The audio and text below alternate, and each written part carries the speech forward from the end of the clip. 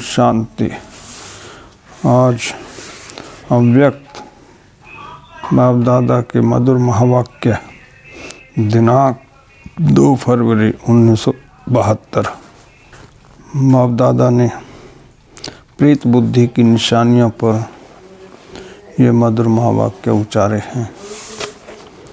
सभी अव्यक्त रूप में स्थित हो, यह तो जानते हो अव्यक्ति मिलन अव्यक्त स्थिति में स्थित रहने से ही कर सकते हो। अपने आप से पूछो, अव्यक्त स्थिति में स्थित रहने के अनुभवी मूर्त कहाँ तक बने हैं? अव्यक्त स्थिति में रहने वालों का सदा हर संकल्प, हर कार्य अलौकिक होता है। ऐसा अव्यक्ति भाव में व्यक्त देश और कर्तव्य में रहते हुए भी कमल पुष्प के समान न्यारा और एक बाप का सदा प्यारा रहता है। ऐसे अलौकिक अव्यक्ति स्थिति में सदा रहने वाले को कहा जाता है अल्लाह लोग। टाइटल तो और भी हैं। ऐसे को ही प्रीत बुद्धि कहा जाता है। प्रीत बुद्धि और विपरीत बुद्धि दोनों के अनुभवी हो, इसलिए आप लोग मुख्य स्लोगन लिखते भी हो, विनाश काले प्रीत बुद्धि पांडव विजंती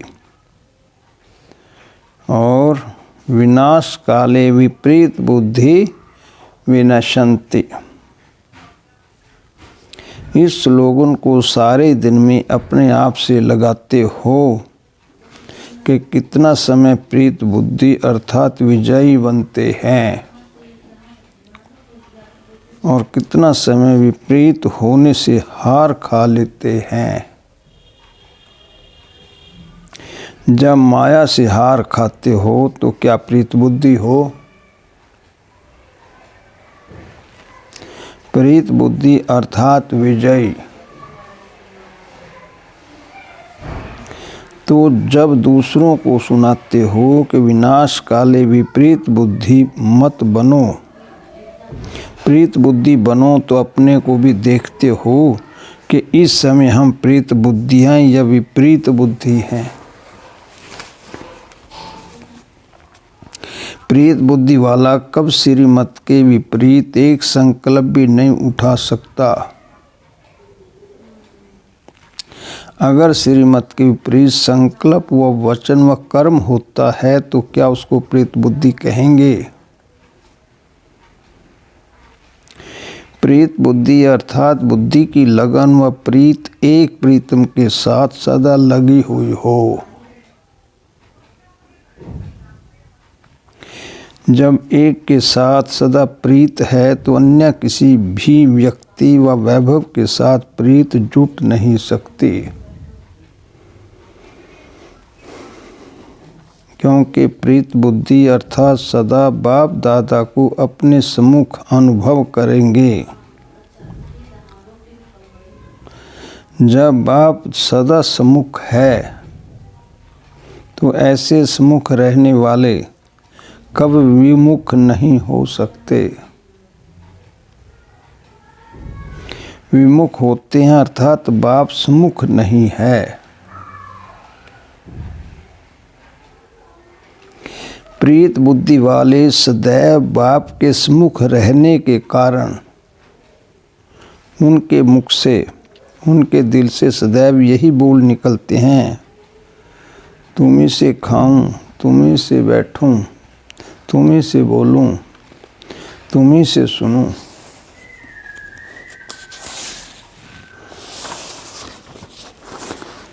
तुम्हीं से सर्व संबंध निभाऊं,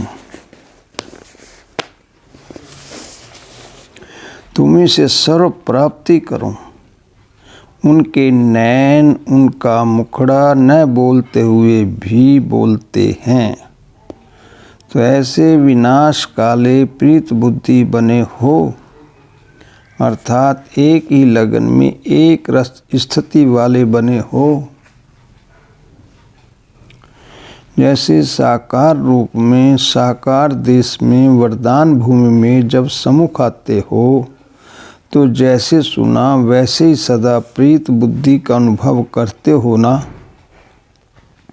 अनुभव सुनाते हो ना। ऐसे बुद्धि योग द्वारा सदा बाप दादा के सम्मुख रहने का अभ्यास करो तो क्या सदा प्रीत बुद्धि नहीं बन सकते?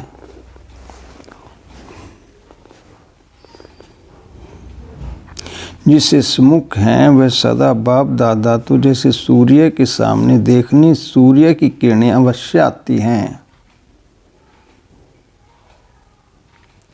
इसी प्रकार अगर ज्ञान सूर्य बाप के सदा सम्मुख रहो तो ज्ञान सूर्य के सर्वगुणों की किरणें अपने में अनुभव नहीं होंगी। ज्ञान सूर्य किरणें न चाहते भी अपने में धारण होते हुए अनुभव करेंगे, लेकिन तब जब बाप के सदा सम्मुख होंगे। जो सदा बाप को सम्मुख अनुभव करते हैं उन्हों की सूरत पर क्या दिखाई देगा, जिसे आप समय ही समझ जाएंगे कि ये सदैव बाप के सम्मुख रहता है। जो साकार में भी सम्मुख रहते हैं उन्हों की सूरत पर क्या रहता है। साकार में सम्मुख रहने का तो सहज अनुभव कर सकते हो। बहुत पुराना शब्द है, रिवाइज कोर्स चल रहा है ना, तो पुराना शब्द भी रिवाइज हो रहा है। यह भी बुद्धि की ड्रिल है। बुद्धि में मनन करने की शक्ति आ जाएगी। अच्छा, एक तो उनकी सूरत पर अंतर्मुखता की व अंतर्मुखी की झलक रहती है, दूसरा अपने संगम युग की और भविष्य की सर्व सम्मान की फलक रहती है। समझा? एक झलक दिखाई देती है, दूसरा फलक दिखाई देती है।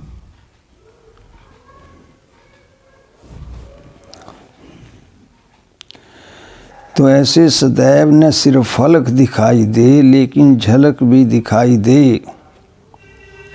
हर्षित मुख के साथ अंतर्मुखी भी दिखाई दें। ऐसे को कहा जाता है सदा बाप के सम्मुख रहने वाले प्रीत बुद्धि। अगर सदा ये स्मृति रहे कि इस तन का किसी भी समय विनाश हो सकता है, तो ये विनाश काल स्मृति में रहने से प्रीत बुद्धि सब तय ही हो जाएंगे। जब विनाश का काल आता है तो अज्ञानी भी बाप को याद करने का प्रयत्न जरूर करते हैं, लेकिन परिचय के बिना प्रीत जुट नहीं पाती। अगर ये सदा स्मृति में रखो कि अंतिम घड़ी है, अंतिम जन्म नहीं, अंतिम घड़ी है, ये याद रहने से और कोई भी याद नहीं आएगा। फिर ऐसे सदा प्रीत बुद्धि हो। श्रीमत के विपरीत तो नहीं चलते हो। अगर मनसा में भी श्रीमत के विपरीत व्यर्थ संकल्प विकल्प आते हैं तो क्या प्रीत बुद्धि कहेंगे? ऐसे सदा प्रीत बुद्धि रहने वाले विजयी रतन बन सकेंगे। विजयी रतन बनने के लिए अपने को सदा प्रीत बुद्धि बनाओ, नहीं तो ऊंच पद पाने के बजाय कम पद पाने के अधिकारी बन जाएंगे। तो सभी अपने को विजयी रतन समझते हो। कहाँ भी किस प्रकार से कोई साथ प्रीत न हो, नहीं तो विपरीत बुद्धि की लिस्ट में आ जाएंगे।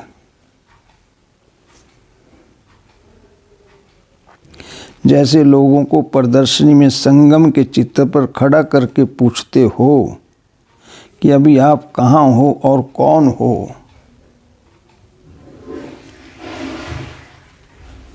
संगम पर खड़ा करके क्यों पूछते हो? क्योंकि संगम है ऊंच से ऊंच स्थान व युग। इसी प्रकार अपने आप को ऊंची स्टेज पर खड़ा करो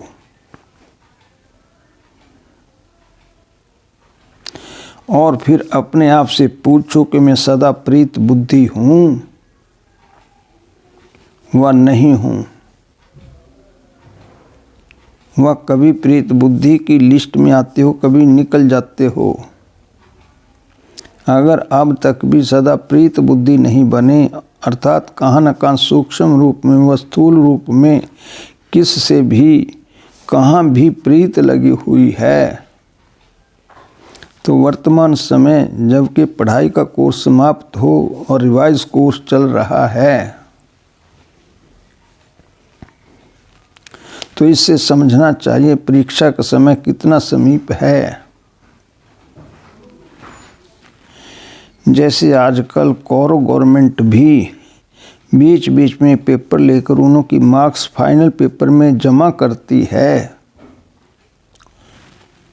इसी प्रकार वर्तमान समय जो भी कर्म करते हो समझो प्रैक्टिकल पेपर दे रहे हैं।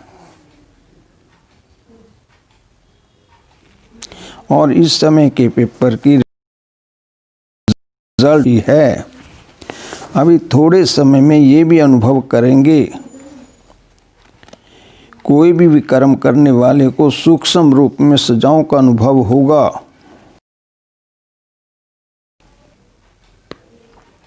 जैसे प्रीत बुद्धि चलते चलते बाप के चरित्र और बाप के कर्तव्य की स्मृति में रहने से बाप के मिलने का प्रैक्टिकल अनुभव करते हैं, ऐसे विपरीत बुद्धि वाले विमुख होने से सूक्ष्म सजाओं का अनुभव करेंगे। इसलिए फिर भी बाप दादा पहले से ही सुना रहे हैं कि उन सजाओं का अनुभव बहुत कड़ा है।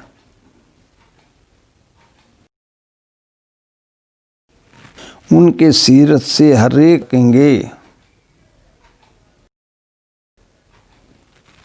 कि इस समय ये आत्मा सजा भोग रही है।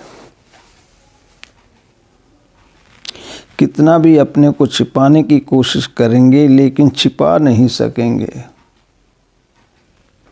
वह एक सेकंड की सजा अनेक जन्मों के दुख का अनुभव कराने वाली है। जैसे बाप के सम्मुख आने से एक सेकंड का मिलन आत्मा की अनेक जन्मों की प्यास बुझा देता है, ऐसे ही विमुख होने वाले को भी अनुभव होगा।